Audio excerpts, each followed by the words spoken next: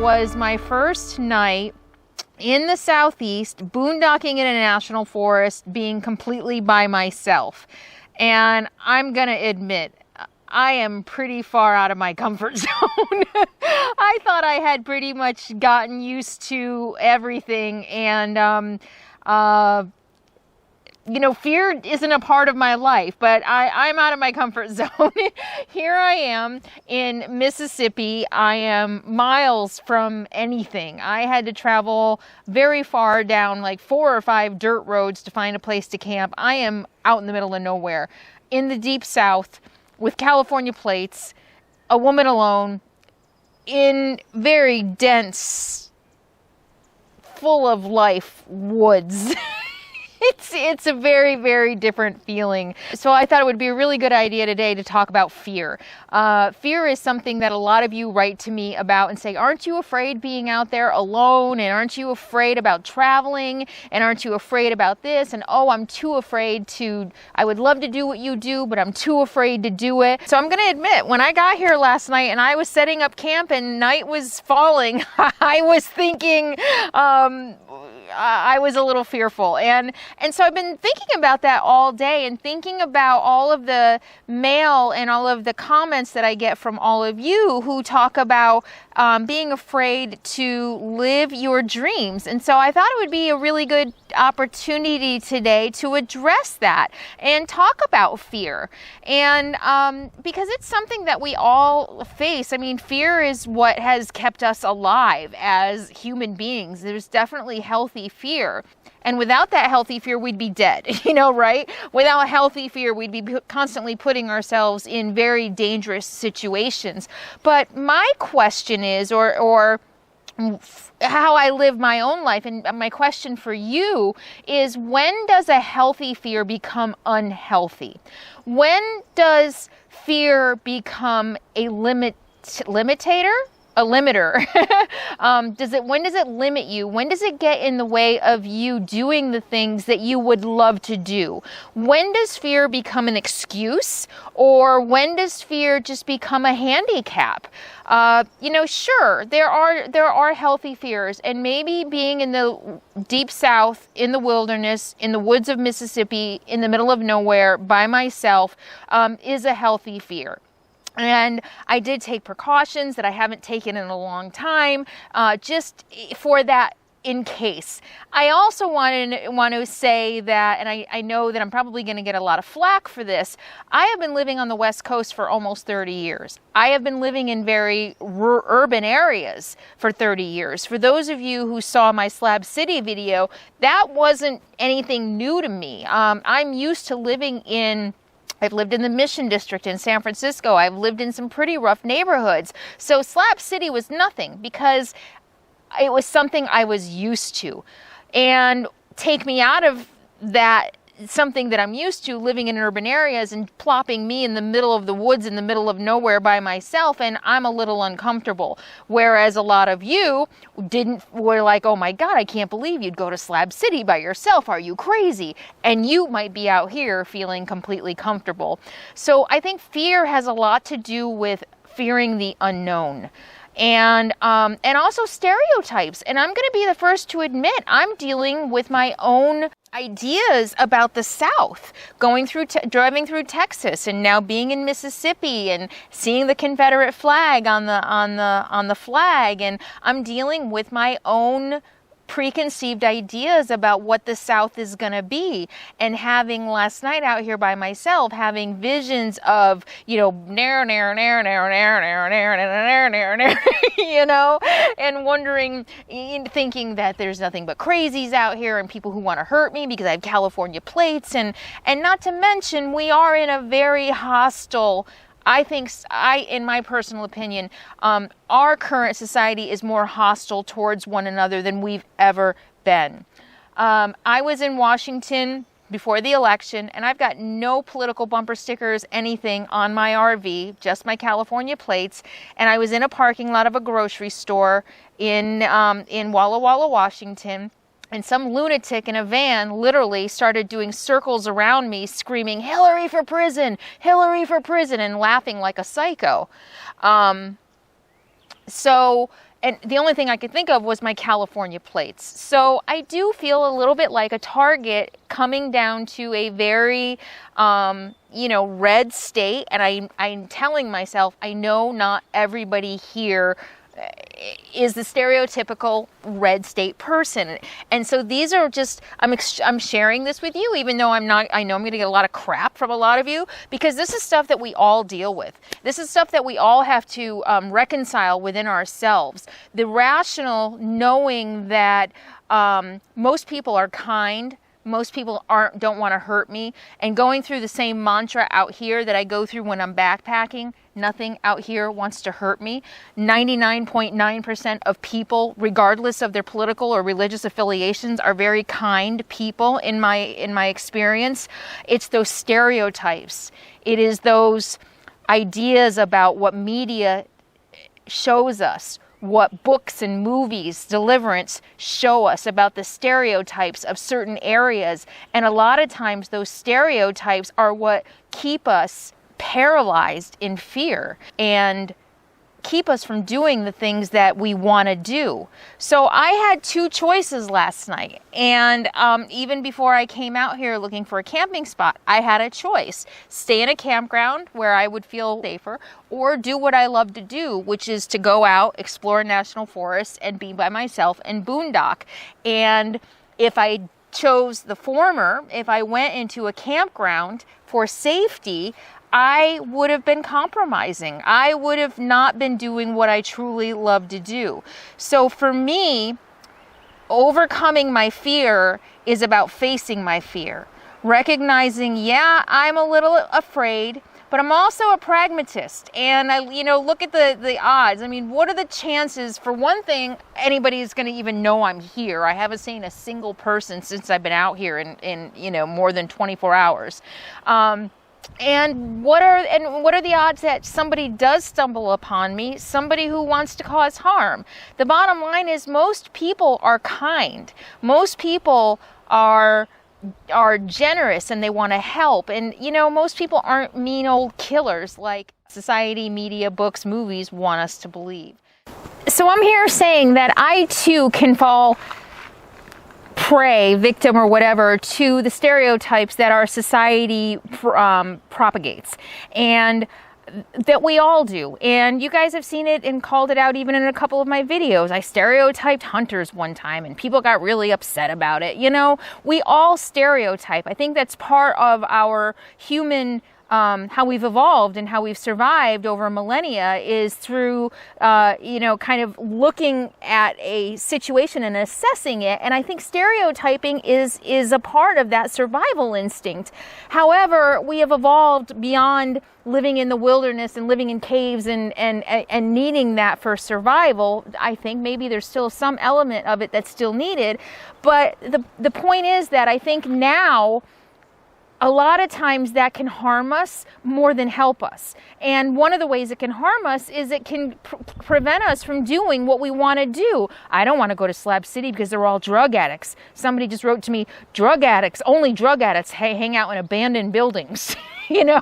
Somebody watches a lot of TV. I don't know. But those are the things that we see from behind a screen, sitting in front of a screen, not by going out and experiencing life. So if we go out and we experience life, and this is one of the things I love about traveling, is I get to get out of my comfort zone. I get to get out of the bubble that I've lived in the Bay Area for the last almost 30 years, and I get to see that how other people live. And I think if more of us could do that, we would recognize that a lot of our fears are unfounded. My fear of being in the Mississippi wilderness alone is largely unfounded. I'm still here. Nobody's been out here. Nobody's bothered me. I survived the night. So how do we overcome our fears? How do we not let fear paralyze us and control our lives? I know that so many of you write to me and say, oh my gosh, I would love to live in an RV. I would love to buy a van. I would love to travel the world. I would love to get a tiny house. I would love to live off the grid, but I'm afraid of financial insecurity. I'm afraid of being out there by myself. I'm afraid of what do I do when I retire. I'm afraid of a million different things. And so the bottom line is fear keeps us stuck in places that we aren't completely 100% fulfilled and in places that we aren't living our authentic selves. So I have never believed in letting fear prevent me from doing something I truly want to do. When I was very young, I don't know, when I first met my ex-husband, 26, maybe 27, I wanted to learn how to backpack by myself, basically. And being in the woods in the middle of the night by myself scared the living crap out of me. That to me was like the scariest thing. You know, plop me in the middle of the Mission at 16th and Mission, for anybody who knows San Francisco, in the middle of the night to wait for the bus, and I'd be fine. You know, I knew I would survive, but put me in the wilderness by myself at night after dark, oh, no way. And I said, screw it. The only way I'm going to be able to overcome that fear is to do it. So I went for a backpacking trip by myself one night, and it was scary as hell. I don't think I slept a wink. I thought I heard chainsaws going off in the middle of the woods. My only comfort was that I was in a tiny little tent and nobody knew I was there and they wouldn't be able to find me. I got lost. It was a pretty, trying experiment. However, fast forward 20 years and I was able to backpack 256 miles in 26 days by myself in the wilderness. And I loved every minute of it, was never afraid. So for me, I don't let fear, what is that quote? Courage isn't the absence of fear, it's what you do with that fear, or something like that. I'm totally ruining that quote. And I believe in that. I believe that fear is a natural part of life. We have fear for a reason. It has kept us alive, but it's really important to recognize what's healthy and what's an excuse and what's just holding us back. And for me, I felt that being afraid of being in the woods at night was holding me back, and my only way to get over that was to do it. So I was smart about it. I researched, I did everything that I could to prepare myself for being in the woods alone, or at least I thought I did at the time. And I went out and I survived it and I got over it eventually. Same thing with being here in the backwoods of Mississippi last night. Sure, I was a little fearful, and sure, I took extra precautions that I haven't taken in a while to make sure I was going to be safe should something arise, you know, that did threaten me. So instead of leaving, I stayed here, I faced that fear, and now tonight I'm going to be so much more comfortable staying here. And now going through the South all summer long, I little by little, I will get as comfortable, hopefully, being out here as I was in traveling on the West Coast. That's my thing on fear, and also a little bit on stereotypes. I'm just seeing so much of it. And, you know, and I've said even I'm guilty of it, but I see it a lot aimed at me. People assume, for one thing, that just because I went to Berkeley, I'm not a patriot. And I've said before that liberalism, being a liberal and a patriot, are not mutually exclusive. I think if we recognized that we stereotype and stopped and looked at the person, their actions, what they do, how they behave, how they treat other people, I think we would find a lot less to hate and a lot less to fear. And that's why I've been able to survive out here, or that's why I was able to be able to handle being out here alone, recognizing that if I look people in the eye, most of the time they're kind and helpful, and they're not going to hurt me. So I guess that is my little talk on fear. And I think that, you know, my advice is face them. Face your fears head on. The only way, you have two choices. You can let your, I didn't mean to do that. You have two choices. You have two choices. You can, number one, you can let your fear. What is fear? A figment of your imagination, right? Some preconceived idea about what might happen. Oftentimes a 1 in a million off chance of the worst case scenario. I mean, seriously, how often does that really happen? Not very often. So if you're going to let that figment of your imagination or someone else's imagination, that figment of society and news and media or whatever telling you worst case scenario, because that's what makes good stories, that's what makes good news. I mean, Deliverance wouldn't have been nearly as memorable if nothing happened on the river, right? I mean, you know, drama and icky stuff is what makes good media, good movies, good books, etc. But you have to remember those are stories, those are worst case scenarios. So if you can realize that this is what helps me. My fears are really a figment of my imagination. They're really not real. And the more I face my fears and say, okay, you know what? It's just a fear. And even if worst case scenario does happen, I've taken precautions to protect myself. That's the best I can do.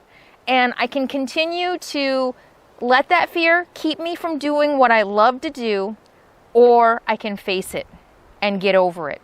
And the more you face your fears, the more you say, you know what, fear, I'm not going to let you stop me from doing what I love. The more you do that, the less power that fear has over you. So the more you practice being fearless, the more fearless you will become.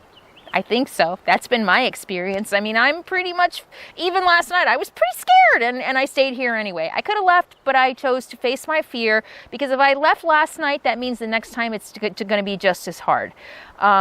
So don't let the figment of your imagination prevent you from doing what you want to do. Face that fear head on. Take precautions, whatever precautions you have to do to make yourself comfortable, to know all the variables or everything that can go wrong or everything that can go right. And get out there and face your fears. And don't let stereotypes stop you. Don't let stereotypes of what you think or what you've been told to think something is gonna be like. Don't let that hold you back. If you know, whether it's Slab City or whether it's going to the backwoods of Mississippi or whether it's going to New York or San Francisco. When I first moved to San Francisco, I talked to an old friend back in New York. The first thing he said is, oh, isn't that full of gays? You know, and whatever, that might have been his own homophobic stuff. But if you let things like that, San Francisco is about so much more than the Castro, than the gay population. Oh, there is so much more. Yet, if he chose to not visit San Francisco because of the gays, he would have missed out on so much. So my point there is, don't let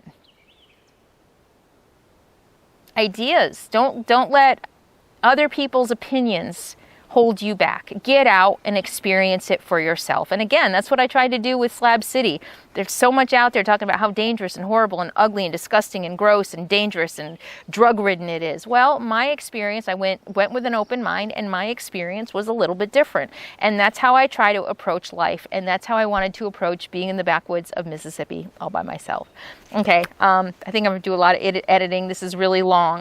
And I hope I covered everything I wanted to cover about facing your fears. I just really want to encourage you, no matter what it is. My channel, I try to share the good and the bad with you. I try to be as open and honest with you as I can. I've always said that I have almost an unhealthy absence of fear. Well, I'm a little bit outside of my comfort zone, so there is some fear. And I wanted to share that with you because I just want to show you that fear doesn't have to mean halt. Fear does not have to be a big stop sign. Fear can be a proceed with caution sign, okay? And that's how I choose to see it. And you know, I just want to live my life to the fullest, and I don't want to have to stop for a naggy little figment of my imagination like fear or even stereotypes. So go out there, chase your dreams. Don't be fearless, but face your fears head on. You're stronger than your fears. You're smarter than your fears, and you can overcome. You just heard that. There are some weird sounds in them there woods. I think that was a turkey. Okay, so I wanted to have that little heart-to-heart talk with you today. It's been a while, and I hope that helped you. I hope it just gave you some things to think about. I hope it inspired you. I'm going to challenge you. Do one thing this week that you're afraid of. Write that down right now. What is the one thing that you really want to do that fear has been holding you back from doing? write it in the comments and commit to yourself, and me if you have to, that you're going to do it. I want it to just be a little thing. I don't mean like sell my house and buy an RV and I want you to do that in a week. But just find one thing that you're afraid of. Or I think I've heard sayings, do one thing you're afraid of every day.